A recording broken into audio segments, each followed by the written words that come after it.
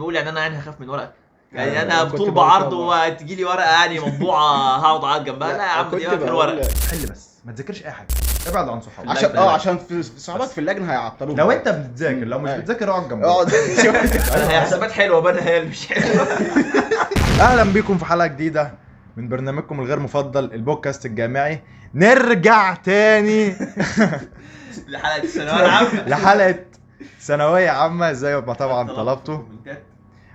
طبعا داخلين على امتحانات، احنا قلنا طبعا ناخرها عشان ايه ما نشغلش الناس عن المذاكره نزلنا في امتحاناتهم صح عشان ما يركزوا في المذاكره. ما احنا هنقول بقى ايه الحكمه الاصليه بتاعت يوسف سمير، اللي ذاكر ذاكر. لا عادي ممكن ذاكر دلوقتي عادي. ليله الامتحان يخرج مره لا ده يوم الامتحان. ماشي ليله الامتحان بقى، ليله الامتحان اللي ذاكر ذاكر، مره اللي ذاكر ليله الامتحان ده انت بتدي بصه كده وتنام بدري وخلاص. فانا قلت بقى ايه ننزل لهم الحلقه ليله الامتحان. الواحد من دول ايه ذاكر طول السنه، يروق دماغه، ما يحطش ستريس، يتفرج على الحلقه الجميله، يدي اللايك السبسكرايب الممبرشيب. هو بقى بس الممبرشيب والله ما اعرف بس يعني خلاص يعني مع امتحانات تقريبا في بدايه الامتحانات دي نعمل اتفاق اللي يجيب مجموع ان شاء الله يجيب مجموع حلو ويخش كلها حلوه يخش الممبرشيب عشان نبقى احنا ساعدناه ان هو يبقى يجيب مجموع كويس. بس بقى لا عادي ممكن نجيبه معانا يسوي حلقه. ماشي ويخش ممبرشيب. يخش ممبرشيب اللي هيخش ممبرشيب نجيبه يصور حلقه. ماشي نديله القناه يعني والله لو حد دخل ممبرشيب ده 50 جنيه خلاص. طبعا الكلام ده بقى جاي لك من عتاوله البني ادمين يعني في الشعب المصري. عايز يقول يعني احنا في طب يعني جايبين درجات في الشعب المصري، جايبين درجات حلوه يعني ونعيد تاني كل مره هفكركم معاكم الاول على السويس ثانويه عامه 20 مش فاكر كام 20 15 على السويس. 15 على السويس ده مالناش دعوه بيه طبعا زي ما احنا عارفين وقلنا قبل كده برضو. الكلان الاول على المنوفيه مركز سمسطه. لا سمسطه شرشر الاول على الطور ال 25 واحد اللي هناك زي ما احنا عارفين طبعا. وعبد الله قاعد ورا الكاميرا الاول على كوم علي. هو الوحيد اللي مش اول على الكليه. عبادي ده كان الاول على الكليه في سنه كده جت معاه كويس. سنه الاول على الكليه، في سنه الثانيه على الكليه، وسنه ثالثه تطلع بره المجموعه، سنه رابعه على الاول. يا عم انت ايوه انا قلت ما نبني ماشيه كده، اولى الاول، ثانيه الثاني، ثالثه 30 30 رابعه الرابع ان يا شاء الله. عم انت في نظري الاول على طول. هنتكلم النهارده انت خلاص داخلين على الامتحانات، المفروض تعمل ايه في الكام اسبوع الجايين دول، وايام الامتحانات نفسها المهم المفروض تعمل ايه. هنبدا بالكلاني. نعمل ايه يا كلاني لو انا طالب في ثانويه عامه ايوه وقدامي اسبوعين كده على الامتحان، المفروض اعمل ايه؟ ده المفروض يعني ان انا طالب مخلص كل المناهج اللي عليا، مخلص كل حاجه المفروض يعني انا ما اعرفش هم ايه بس هو ماشي كويس يعني هو لو مخلص كل حاجه والدنيا جميله معاه انا اقول له ايه؟ هتراجع بقى، ما هو مش هيراجع. يعني هو في الاسبوعين دولت لو انا مكانه هقسمهم اسبوع واسبوع. الاسبوع الاولاني هقعد اراجع فيه على كل المواد، مش كل المواد كلها، على الحاجات اللي هي ايه كانت ناقصاني في المواد. فيزياء مثلا الجزء المعين ده كان كنتش قوي فيه فاقعد اذاكر شويه فيه، احل مسائل مش عارف ايه. الكيمياء كذلك، الاحياء كده. يعني الاسبوع الاولاني ده تجميع كده للمواد ماشي. وبرضه اكون احل امتحانات في الاسبوع ده، احل امتحانات كتير قوي، الامتحانات التجريبيه بقى والامتحانات اللي بتنزل الامتحانات اللي فاتت. هو ده وقت الحل الامتحانات ماشي. وبعد كده الاسبوع اللي بعده اقعد بقى اذاكر عربي عشان العربي مهم جدا. يعني لو انا كان اسيب له اسبوع قبله عادي. انا ما بذاكرش عربي. انا ما بذاكرش عربي ليه؟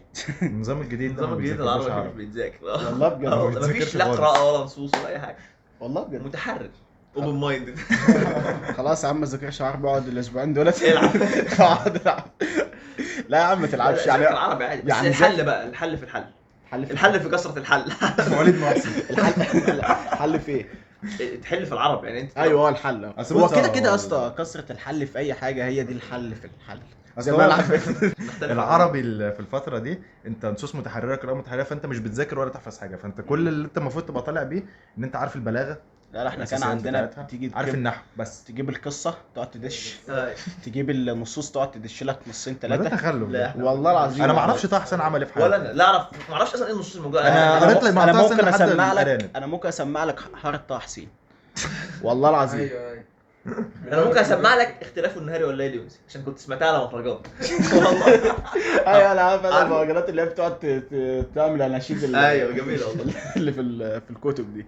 انا شايف ان انت في الفتره ديت لو انت يعني كنت ماشي الدنيا كويس ومذاكر لحد ما، هو مش لازم يعني تبقى مذاكر، بس ما حدش هيبقى راضي عن نفسه. يعني انت برضه حط في دماغك ان انت الفتره ديت حاجه مهمه انك تبقى فاكرها، ان ما حدش هيبقى راضي عن نفسه. لو انت مش راضي عن نفسك مش معنى كده انك مقصر، معنى كده انك يعني عندك شويه ضمير وعايز تبقى احسن دايما، فانت عادي يا مش. باشا في الفتره دي كنت راضي عن نفسي زي الفل. لا والله والله. يبقى انت عشان كده يا عم ما جبتش مجموع على طول وجيب على لا يا التظلم. عم الراجل معاه في الكليه يا عم. عم انا في طب يا عم عادي.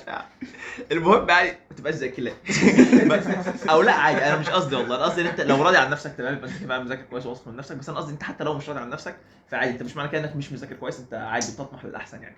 بس المهم ان انت في الفتره ديت تركز فعلا على الديفكتات اللي عندك في المنهج. انت غالبا هتبقى في حاجات في الفيزياء انت مش ان الفكره ان في النظام الجديد انت لازم تبقى فاهم الحاجه بعمق قوي قوي. فانت عادي لو في حاجه انت بتحل حتى عليها وبتحل عليها كويس بس انت مش فاهم الموضوع بعمق قوي، خش دور في الموضوع، هتلاقي مدرسين كتير بيفهموا الموضوع بعمق، وتبقى انت عارف حتى الموضوع جاي منين، لان غالبا في فكره جديده هتيجي في الامتحان وفكرتين جداد وانت ممكن ما تبقاش شفتهم في الحل قبل كده.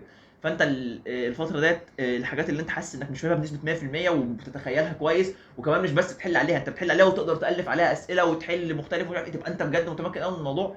اقراها تاني وذاكرها تاني يعني، واهدى على نفسك والموضوع ما تتوترش. ودايما خلي في دماغك ان ايه، يعني في الاول وفي الاخر دي ورقه امتحان، حتى لو ربنا ما اكرمكش وما توفقتش يعني في الامتحان. بس انا دايما كنت بقول كده حتى الناس والله في الفتره دي كنت بقول يعني انا هخاف من ورقه، يعني انا كنت بطول بقول بعرض كده. وتجي لي ورقه يعني مطبوعه هقعد اقعد جنبها. لا يا عم دي كنت ورقه الورقه. كنت بقول انا عملت اللي عليا خلاص ومبسوط اللي انا عملت اللي عليا، بس اي حاجه تيجي بقى مش مشكله. بس انا فاهم عشان كده كنت مستريح، دور مستريح ما كانش قاعد فيه. انا شايف بقى ان الفتره دي من الحاجات المهمه، طبعا بقى ان انت تراجع الديفكتات ومش عارف ايه والحاجات دي كلها حاجات اساسيات.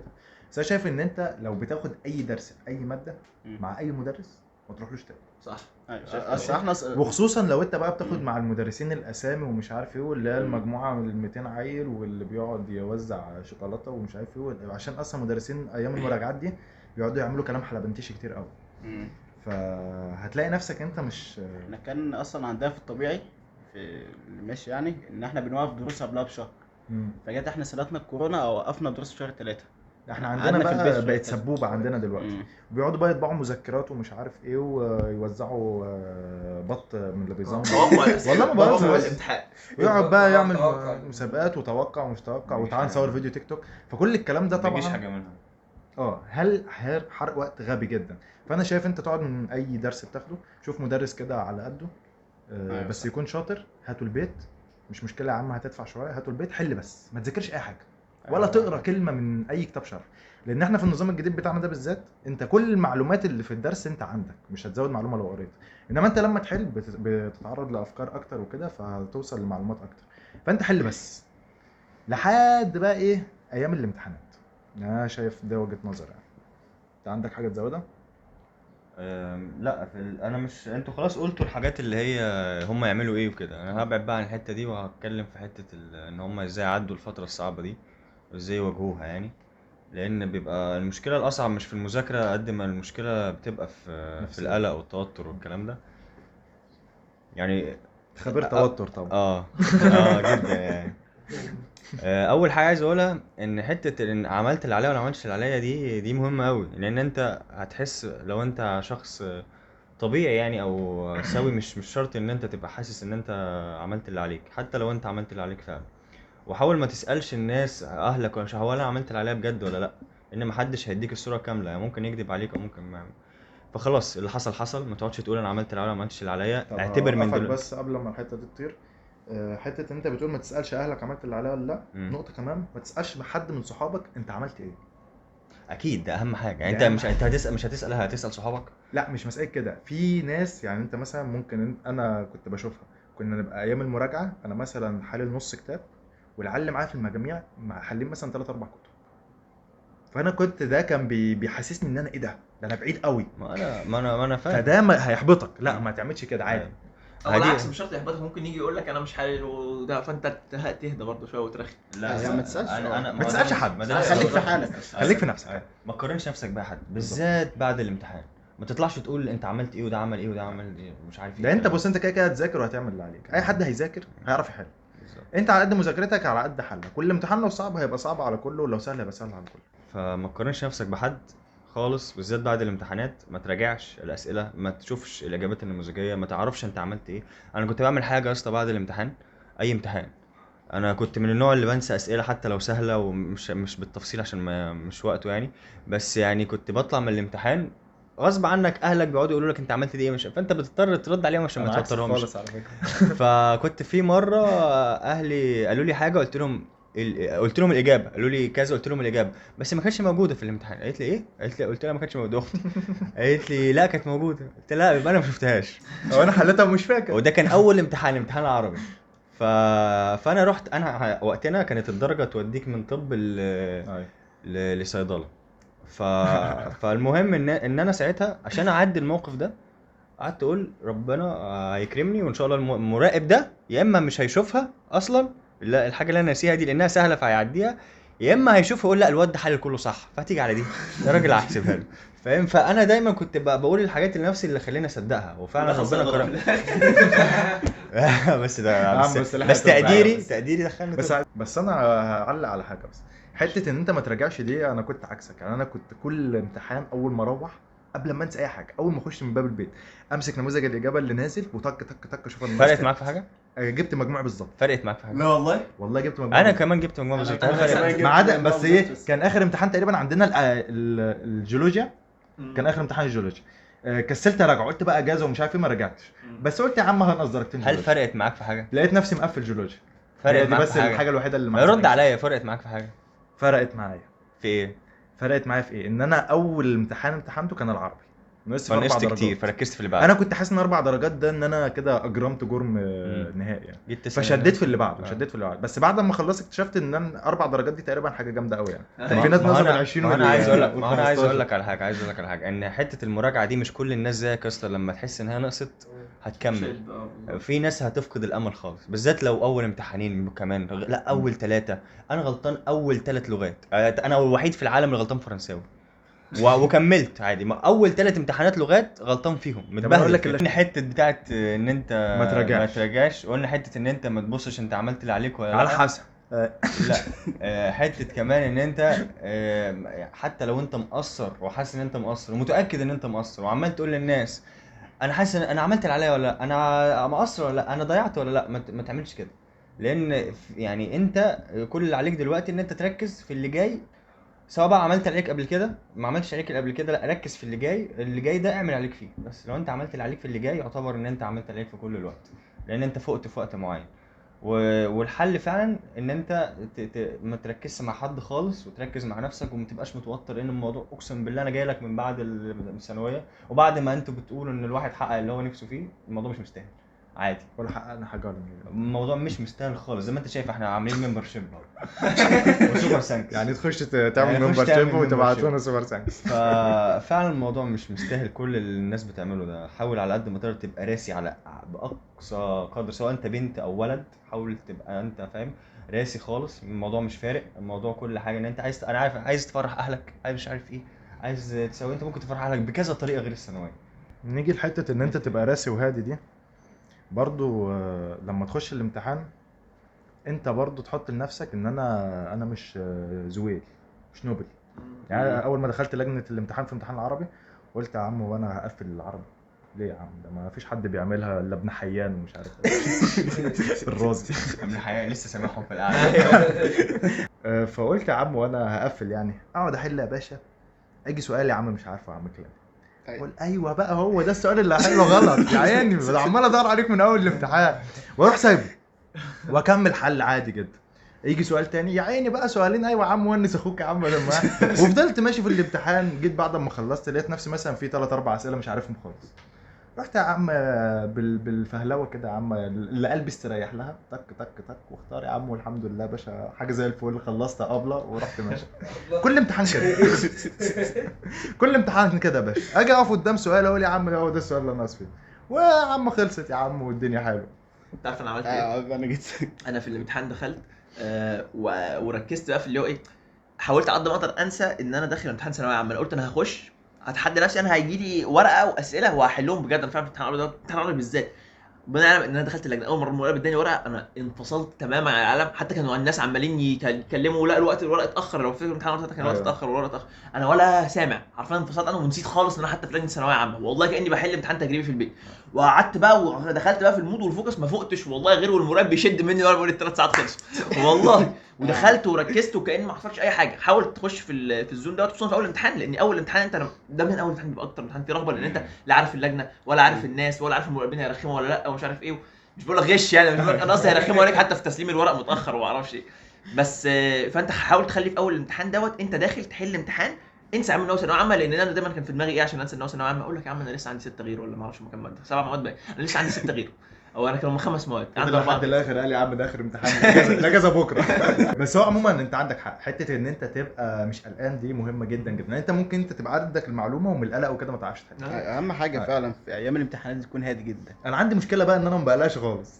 انا كنت يا اسطى في يعني قبل الامتحان مثلا بشهر ولا حاجه يمكن كنت متوتر قوي، انما وقت الامتحانات يا اسطى كنت هادي بشكل مش طبيعي، مش عارف ليه، بس كنت حاسس يا اسطى ان انا واثق من نفسي. ايوه فاهم؟ عملت لو اللي عليك خلاص. ايوه كنت باجي انام بدري ماشي، انام الساعه 9 بالليل ولا حاجه، اصحى الساعه 6 الصبح او 7 الصبح، اصحى يا باشا افطر اروح على حالي اروح يا باشا ملك، ولا حاطط بقى في دماغي ان انا هقعد جنب مين في اللجنه ولا هقعد قدام مين ولا في لجنه مين ولا بتاع مهمه قوي مين. دي، خلي بالك بقى. فاهم؟ الحته دي ما تحطش الحته دي في دماغك، يعني ما تحطش توزيع اللجان ده في دماغك خالص.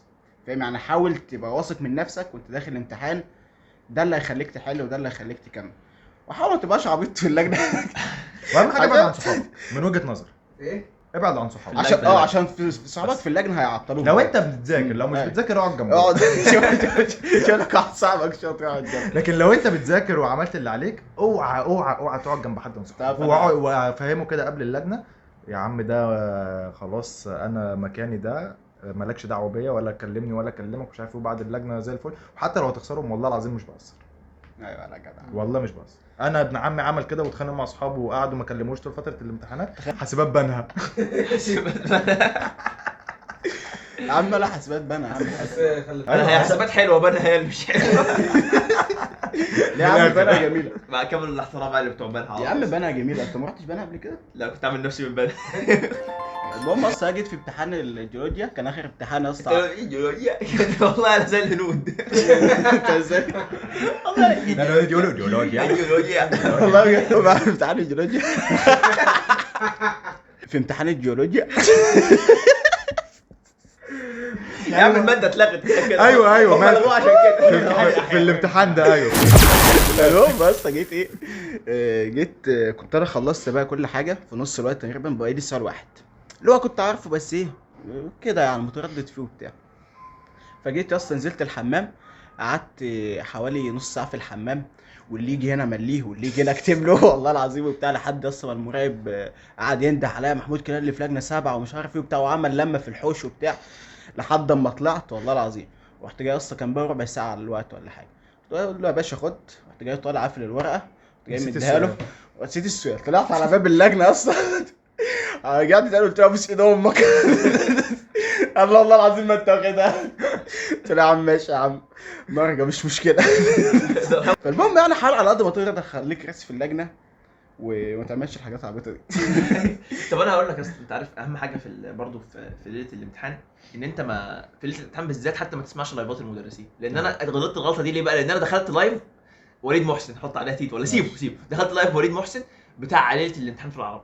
قعدت يا اسطى نص ساعه في بلالين ونجوم ورد على الكومنتات. والله وانا عمال انا قلت ما قلتش حتى داخل اراجع، قلت داخل اطمن ما اعرفش ايه. قعد قلت انا قلت بس والله العظيم يعني اصلا كده ما بذاكرش وخلاص كان الامتحان كده اوبن بوك، ودلوقتي لحد دلوقتي ورقه مفاهيم وما اعرفش ايه. فانت غالبا مفيش حاجه كمان يوم ليله الامتحان ده هتراجعها هتفتكرها في الامتحان تقول يا ده هي دي اللي راجعتها امبارح ولولا كنت مش هتحصل. فانت ليله الامتحان دي يا عم ذاكر شويه حتى عشان تطمن، وبعد كده تعالى بالليل لا تفتح لايفات. انا عارف عملت ايه، قفلت لايف وليد محسن وقمت عامل كوبايه اندومي.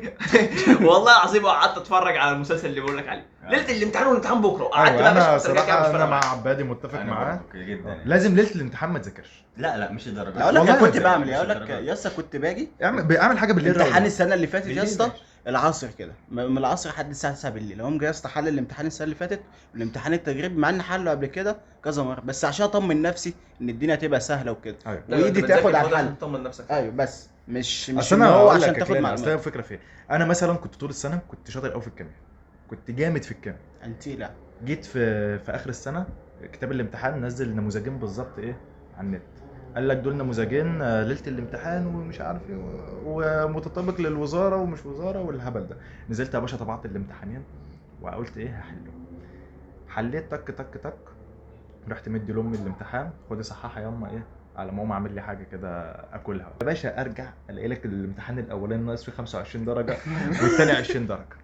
قلت لهم على الطلاق انا داخل امتحان الكيمياء، اللي عايز يمتحن يتفضل، انا نايم هنا. تتاجل فعلا. قلت لهم والله ما هخش، سبحان الله. والله لا. والله ما هخش، وجبت ويشيلوني ويا عم ابويا يجي بقول لك يابا عايز تمتحن الكيمياء روح امتحن يا باشا. انت خريج هندسه بترول وتفهم في الحاجات دي، اتكل على الله. وانا قاعد فضلوا بقى يا عم ايه، طبعا بقى في الثانويه كنت معزول عن الانترنت، قعدوا بقى يقولوا لي يا عم ده الناس نزلت على النت والمستشارين قالوا ده امتحان اوفر ومش عارف ايه وهو حد يحل. بس يا عم ودخلت الامتحان بس الحمد لله ما نقصتش كده. طب جامد انا كان ليا برضه قصه بنت كلب بقى على امتحان الكيمياء ده برضه. رجعت من الامتحان عملت يا يوسف انا مقفل كيمياء ازاي ومش عارف على الطلاق انا مقفل محدش يتكلم معايا، انتوا بتتكلموا مع خيميائي. ماشي والله قاعد بفطر اكلاني اول ما دخلت من البيت المدرس بتاعي اتصل بيا يوسف عامل ايه والله مستر انا ان شاء الله هقفل الكيمياء. عملت ايه كان في سؤال بيقول كذا كذا عملت فيه ايه عملته كذا يا مستر قال لي غلط. كان في سؤال والله سالني اكلاني 3 اسئله 3 درجات هم دول اللي نقصتهم. قلت له اسهل 3 اسئله في الامتحان. انا عملت كده برضه في امتحان الانجليزي. جيت بعد امتحان الانجليزي هو ده الامتحان الوحيد تقريبا اللي رجعت فيه يلا شرشر قسما بالله. ده الامتحان الوحيد اللي رجعت فيه زي ما كان قطعة جيت يا اسطى طلعت فلوسنج دفعه الفلوسنج ايوه تعرف الكلام ده. جيت يلا براجع مع المدرس لقيت نفسي ناقص 3 درجات في القطعه بس والباقي الامتحان حله صح بس ناقص في القطعه 3 درجات. قلت والله العظيم ما مراجع تاني. وكملت يا اسطى عادي. بمناسبه القطعه الانجليزي دي احب ابعت رساله لبيومي. جينا من ليله امتحان الانجليزي بعت لي فيلم قال لي لسه الفيلم ده جامد تعالى نتفرج عليه. قلت له يا عم جه منه التعبيط القطعة؟ عندنا الامتحان بكره ومش عارف ايه. كان الفيلم بيتكلم عن قطر وكان فيه ديتكتيف وكان فيه حاله قتل في القطر وكده.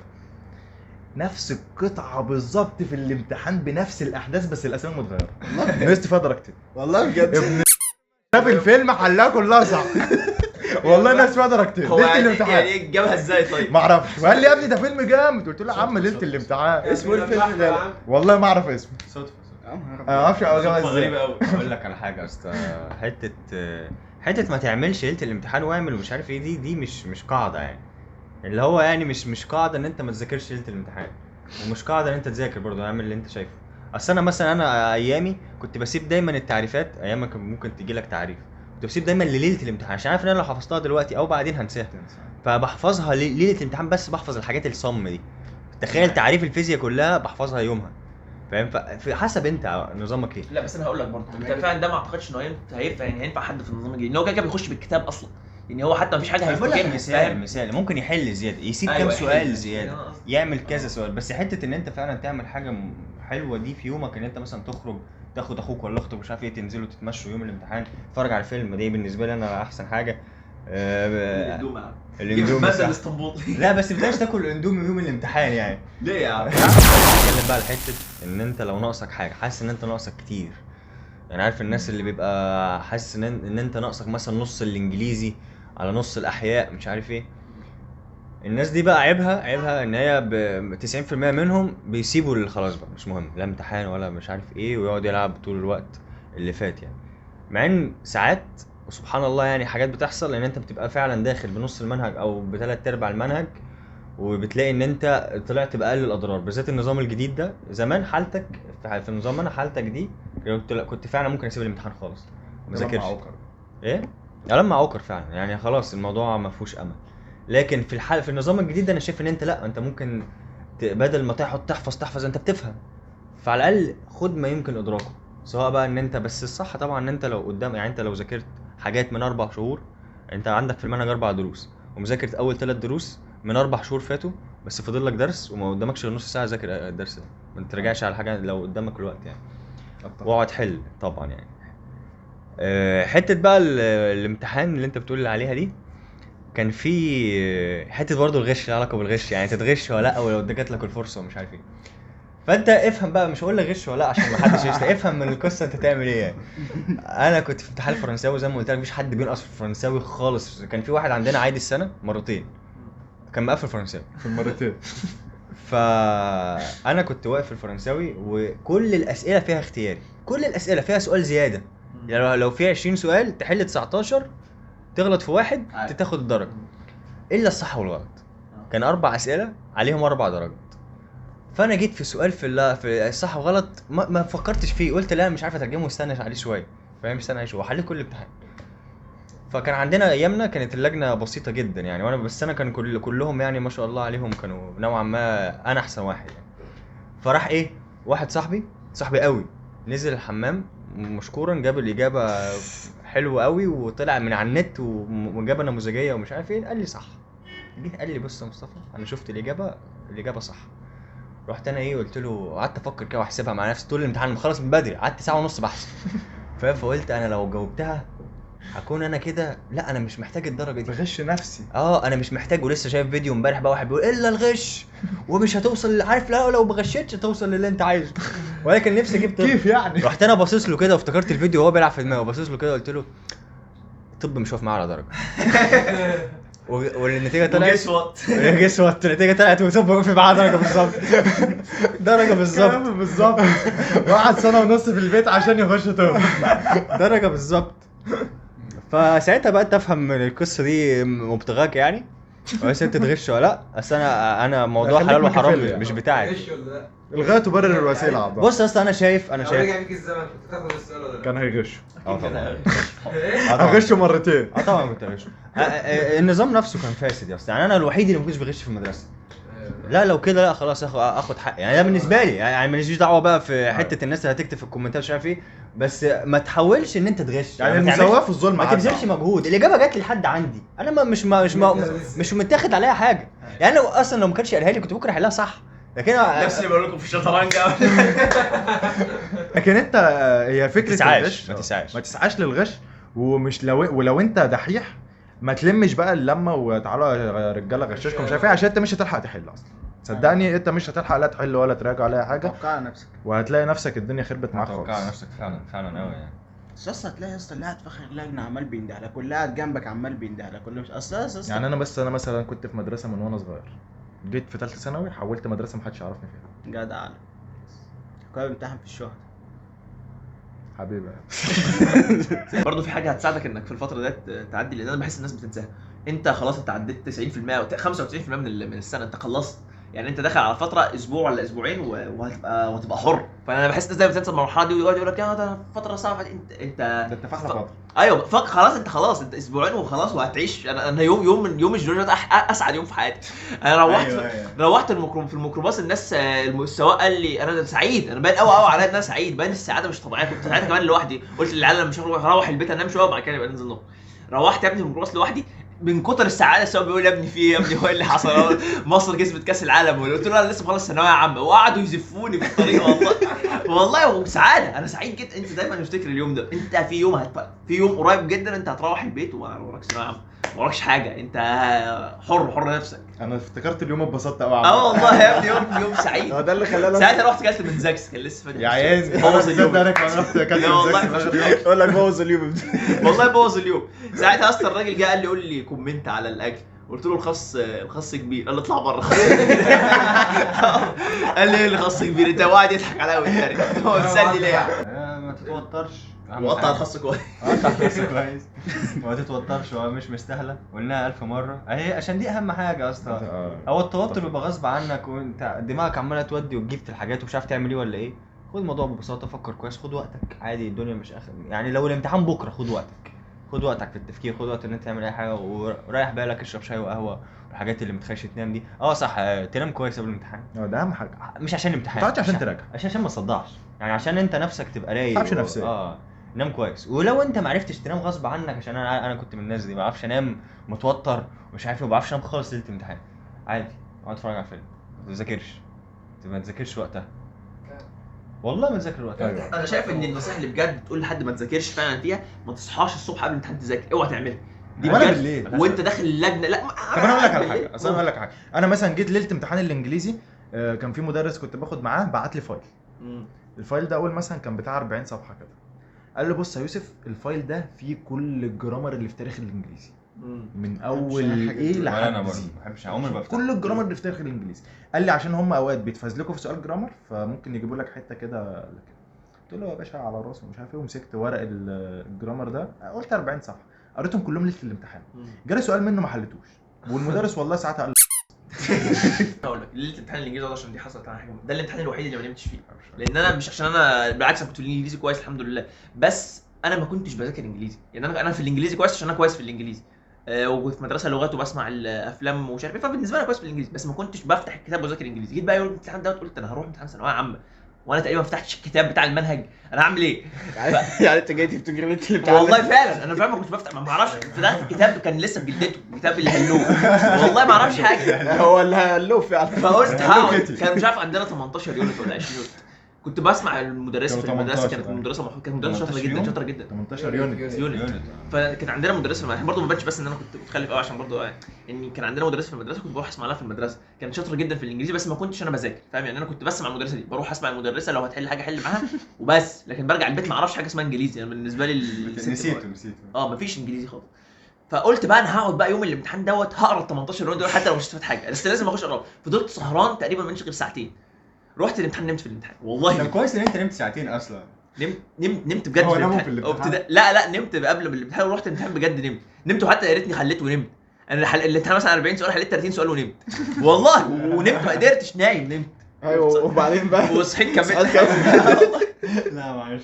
صحيت كملت حل، ونقصت في الانجليزي في غلطه غبيه وما اعرفش ايه بسبب كده. فانت لا نام. انا لو اقول لك بقى حاجه، لو انا ما كنتش قريت 18 يوم دول كنت هروح اقفل، مش كنت ما كنتش هاخد نص درجه والله. بس في حاجه كان سهل جدا. ايوه. بس في حاجه ده اصل اللي لو حصل انت اصلا معاك متعود، لو انت متعود ما بتنامش ما تنامش عادي. اصل في ناس اصلا متعود انها بتنامش او أيوة. مثلا قالب نوم ومش أنا- عارف أنا- ايه كده، لو عادي قالب ما نوم تنامش. ماشي. مش لا، ما ما تحطش يشبهش ضغط، نفسه. ما تحطش ضغط على نفسك اللي انت أيوة. لازم تنام، فمش هتنام وهتبقى فاهم. ايوه غيرش بس انت روتينك. لما تصحى من النوم، او لو انت نايم وصحيت وعايز تراجع قبل الامتحان، ده اللي انا شايف ما لهاش مبرر، 100%. الا لو انت عارف ان في السؤال اللي انت بتراجعه ده هيجي في الامتحان 100%. أيوة. في حاجه ممكن تيجي يعني رسميه، يعني انا المريض ده سالته قبل الامتحان، قلت له انت عندك حاله ايه يا حاج؟ قال لي انا عندي مثلا COPD. فخلاص هجيب من الكتاب واقعد اراجع بقى، خلاص انا عارف الامتحان. لكن انت في الثانويه مستحيل تبقى عارف الامتحان، والمدرسين بيقولوا لك قبل الامتحان ده نصب. سيبك. وعايز اقول حاجه صح عشان قربنا ننهي، مش هما المدرسين بيعملوا حفله للي جابوا مجاميع؟ نفكر احنا نعمل حفله للي ما جابوش مجاميع. والله هنلم ناس كتير قوي كده. ايوه نلم كله يعني. انت عادي اغلط يا عم، لو حتى ما اغلط. جابش مجموع مش هيبقى رايق لدرجه ان هو يجي لك حفله. هيجي لك حفله والله. الناس هيجوا الناس والله. روشه والله. والله بعد ناس الكتاب يا باشا والله يجوا. الناس، بس احنا لو اتشهرنا وعملت ممبر شيب، يخشوا في الممبر شيب يعني تبقى عامل ممبر شيب جايب اقل من 90%، انت معانا بس. ديك عندنا حفله. المهم يا جماعه، عايز بس اوضح حاجه. احنا داخلين على العيد الكبير، قضي العيد اتبسط. اللي يقعد بقى يقول لك لا ما مش عارف ايه ده ثانويه ازاي يا عم يجي يقعد معانا في العيد ده؟ لا قضي العيد عادي جدا، واليوم ده مش هيفرق معاك في اي حاجه، واتبسط وبتاع، بس بعد كده ارجع بقى شد حيلك. ايوه يعني ارجع بعدها شد. ايوه لا تصدق، ده انا وجهة العيد اللي نظر. كان قبل الامتحانات انا قعدت الاسبوع اللي قبل العيد ده كله لعب، كله لعب. انا ما قضيتش العيد وندمان قوي ان انا ما قضيتش لا، العيد. يا راجل انت ما قضيتش عيد؟ ما ما قضيتش صدقش. انا اقسم بالله ما فاكر قضيت عيد ولا لا. الناس اللي المدرسين يا اسطى بتفرج لهم ساعات، مش عارف انا مجنون لحد دلوقتي بسبب الثانويه. ففي مدرسين يا اسطى بينزلوا فيديوهات دقيقه او دقيقتين كده بتقعد تتفرج عليها. الحماسيه دي. لا اللي هو يقعد يقول لك العيد تبقى مختلف، اوعى ما تبقى تصحى 6 مش عارف تذاكر ال 12 مش فكك من عارف ايه. الكلام ده، انزل فرع ثوري. لا انا عايز اقول لك ان انت تبقى ذكي، يعني انت تبقى ذكي، يعني انت عارف ان انت بعد العيد ده لما تريح لك يومين 3 هتذاكر بعده، مش تفتح معاك. هو بيتكلم نص كلامه صح ان هو عايزك تشد ومش عارف ايه، بس انت برضو لا، لما تلاقي الناس كلها بتلعب ومش عارف ايه العب معاهم، بس انت عارف ان انت تذاكر بعدها، مش بنقول انت ما تذاكرش. هو يوم العيد بس ما تزيدش. اتفضل على الركاب. ما تقولوش يوسف سمير الاول على السويس قلب. بص بقى الركاب في المهم يعني فتره الامتحانات ديت، احنا دلوقتي انت داخل عندك اسبوعين على الامتحانات. اهم حاجه زي ما قلنا هتشوف الديفكتات اللي عندك في المنهج ولازم تبص عليها، عشان حتى لو انت بتحل عليها كويس بس لازم تبقى فاهم الموضوع فهم عميق وتركز كويس قوي. تاني حاجه هتحل، لان احنا زي ما قلنا النظام الجديد اهم حاجه فيه الحل، حل امتحانات السنين اللي فاتت ايه وقعد من الدروس. ايوه، وتقعد من الدروس طبعا اهم حاجه، ما ينفعش تروح مدرسين، فكك من لايفات المدرسين وفكك من اللي المدرسين بيقولوه، حتى لو توقعات الامتحان وما اعرفش ايه والحاجات ديت، انت اقعد وركز مع نفسك، انت احسن حتى تحط جدول لنفسك لان محدش يعرفك اكتر من نفسك. حط جدول لنفسك وحط حاجات الديفكتات اللي عندك والحاجات اللي انت عايز تحلها وركز عليها. يوم الامتحان اللي انت صبح فيه رايح الامتحان، نام على قد ما تقدر لو انت متعود تنام، وريح دماغك عشان تروح الامتحان كويس ومش سهران ولا حاجه. وما توترش نفسك لان زي ما قلنا مش هتخاف من ورقه، لان مهما كان برضه في الاخر هي مجرد ورقه. وما تغشش. القصه اللي شرشر قالها ديت الملخص منها ما تغشش، غير لو انت على الله خالص بقى يعني ممكن تصعب عليك. ايوه في حاجه تانية ما تغشش حد. اهم حاجه ما تغشش. ده اهم من ما تغشش. ايوه صح. بس انت بتتكلم على اساس ان كله زيك يعني السواد الاعظم من اللي هو مش خايف ان هو ما يغشش دي. بس في الاخر برضو احنا قلنا اللي عندنا واللي احنا مرينا بيه، اللي انت عايز تاخده منه خده، واللي يناسبك منه خده، ما تجبرش نفسك على حاجه، تضغطش نفسك انك تعمل حاجه معينه منهم بس. وعيش يا باشا واتبسط، وان شاء الله تكون لو انت داخل او خلصتها ان شاء الله بعد ما تخلصها بشويه هتفتكر ان السنه دي كانت احسن من احسن السنين اللي انت عشتها في حياتك، سواء جبت مجموعه وما جبتش. بس محدش بيبقى عايز يغير مجموعه ثانوي عام، محدش بيقول لك يا ريت نرجع بالزمن نغير مفيش مجموعة حد. ثانوي عام. وسواء اللي جاب مجموعه او ما جابش مجموعه، ما حدش منهم كسبان. الكسبان اللي يعمل لايك وشير وسبسكرايب ويحط سوبر سانكس على الاشتراك للفيديو. واللي هيجي لنا طب السويس هنصور مع سيف. لا اول حاجه قلنا بالنبي حاجه هتفصل. معلش اخر حاجه، وكده كده يعني انت مش متوتر ليه بقى؟ لان انت لو جبت مجموعه تخش طب، لو ما جبتش مجموعه تيجي الحفله بتاعتنا بتاعت الممبر شيب. يلا سلام. ممبر شيب. ربنا معاكم. كرجوله اللي بيعمل حاجه ما بيرجعش فيها. قول لنفسك تعمل زي مدحت شلبي كده. انت بتتكلم كده ليه؟ سامع يا عبادي؟ لسه يا جماعه لسه كسب والله ما عبادي. حصل والله بوظ الفيديو وهنحط له فيديو باظت مش هتقول لسه كسب عبادي جيم شطرنج. لسه كسبه جيم شطرنج. والله ما حصل رجع، قتلت له وزيره في نص الدور ورجعها وكسبته برضه. والله ما حصل انت مرجع موت.